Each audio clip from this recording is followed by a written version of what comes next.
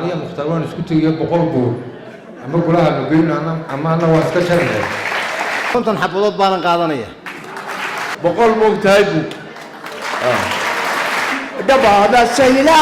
لوغا دادا أيوم لما هراني أقرئي وحقوقه habeenkii xalay magaalada Booramo waxa lagu soo bandhigay buug la magac baxay Adalin Baayar oo laga qoray boqortooyadaasi taariikhdeedii iyo sooyaalkeedii waxa qoray injineer Cabdiqaadir Abubakar Sheekh Cabdi iyo injineer Cabdilaahi Maxamed Cabdilaahi munaasabaddan ayaa ka qabsantay hotel rays ee magaalada badiba waxa kala soo qayb galay madaxu horkacayo wasiirka wasaaradda ganacsiga ee dalxiiska Somaliland barasaabka gobolka Awdal xildhibaanada golaha wakiilada iyo deegaanka Boorama dhalinyaro isugu jira wiilal iyo hablo aqoon-yahan bahda jaamacadaha qaarkood qoraayo hal abuuro abwaaniin waxgarad cilmowdiin ganacsato macallimiin iyo mudan kale barbilow waxa halkaasi ka hadlay martida kala soo qayb gashay qaarkood oo bogaadiyay qoraayada iyagoona qaatay buugaagta kooban yahay 179 page wuxuu si qiimo iyo qaaya leh oo mugle uga warramaya taariikhda adal oo ay inamadu meel kasta oo ay ka helayeen xogtiisa ay maxaan ku raahdaa ka dooneen waxay tageen museumyada ku yaala dalka Itoobiya meel kasta oo ay xogtiisa ka helayeen way maxaan ku raahdaa soo koobeen wayna soo qoreen waxaad arkaysaa marka aad akhrido taariikhda Adal Empire inay tahay taariikh mug weyn oo ka soo jeeda dad horumarsanaa waqtigaasi shaqaynayay adduunyada maxaan ku raahdaa la jaan qaadayay aad iyo aad bayna taariikhdaasi maxaan ku raahdaa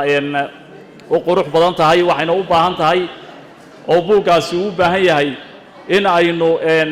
akhrino ururino taariikhdii maxaan ku raahdaa ay halkaasi inamadu isku soo mashquuliyeen ay ku aad sida qiimaha leh ay u soo saareen caawa waxa ugu muhiimsan dhiirigelin inaan ku sameeyo labada injineer ee buugga qoray iyo dad kale oo qorayba waxa muuqatay in ragayagii hore uu ka cabsanayo in wax la qoro Boorama hawrusatay sayla kadibna markaa wixii kalena wixii santarkaana hal la geeyo laakiin anigu waxaan ogahay taariikhda in la luminayo la gurayo ayaan ogahay marka matxafkii sayla oo taariikhda geeska Afrika lagu daraaseeyay wax kalaba inaan sameeyno taariikhda ummadan leedahay xitaa tii shalay ayaa si kale loo dhigayaa oo loo qaadanayaa waxaan leeyahay insha Allah taala gabdhiyo wiilba waxa weeye inaad maarataanay horta bal taariikhda ummadani iyadoo nadiif oo been laga sheegaynin la baaro waxyaabaha u waaweyn dareemo Awdal waxa ka kow ah markay noqoto suugaanta iyo markay noqoto taariikhda labadaba munaasabaad badan oo ay leeyihiin oo u sameeyno oo aynu ku maamusnaa ma jirto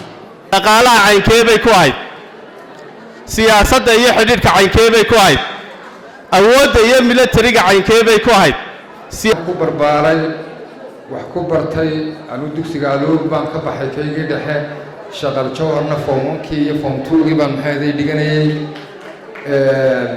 oran maayo maxay ahayd suugaanta halkan ka bilaabay oran maayo laakiin de magaalada Booramo ku barxsaday waa sababta ay Booramo iga duwan tahay magaalooyinka kale laakiin idinku ma taqaanaan malaayna reer Booramo dadka ama ummadda aan aqoon xagga ay ka timid ma taqaan xagga ay u socoto waan ku bogaadinayaa labada qoraa ee injineerada ah adal wax buug iyo 2 iyo 3 iyo 4 iyo 5 lagu soo koobi karana maaha laakiin waxaynu inamada ku amaanaynaa waynu aftax albaab lana aad baan injineerada ugu amaanantiin anigu waxaan xukumaa horta soo doonisu duwe iyo xafiiskayga konton xabadood baan qaadanaya waaninaya dhalinyarta moogtahay isku taxallujisay ee ku dadaashay wasaaradaha waxa qaadanaynaa 100 moogtahay dhankooga hadalka waxa iska daba qaatay labada qoraa iyagoona halkaasi faahfaahin kooban ka bixiyay ka muuqda Axmed Guray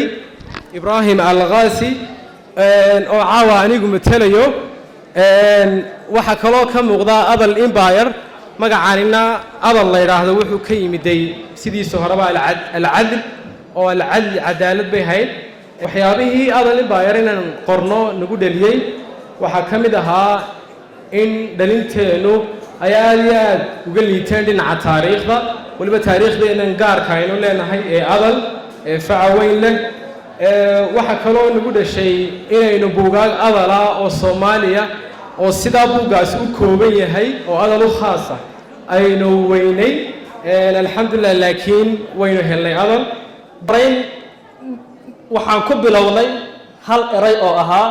in uu yidhi nin Faransiisa ninkaas wuxuu yidhi Afrikaanku marka ay dhintaan waxa dhinta qof kaliya ma dhintee waxa dhinta library dhan baa guta xaqiiqatan waxaan aad iyo aad ugu xumahay dawladdii dhanayd ee islaamka difaaci jirtay in aan maanta magaalo madaxdeedii Boorama aysan ku lahayn museum wax kasta loogu tagi karo wax yar oo aan sayl ugu tagnay maaha oo lacagaha maaha taasi waa cudurdaar insha Allah waanan u xidhanay riisanka aanan u soo labisan weynaan maanta dhaqankii iyo kii Cismaaniinta aan u soo xidhanayna waa islaam jacayl iyo in aan dawladdeena soo celino suxufi cishqi magaalada Boorama ee xarunta gobolka Awdal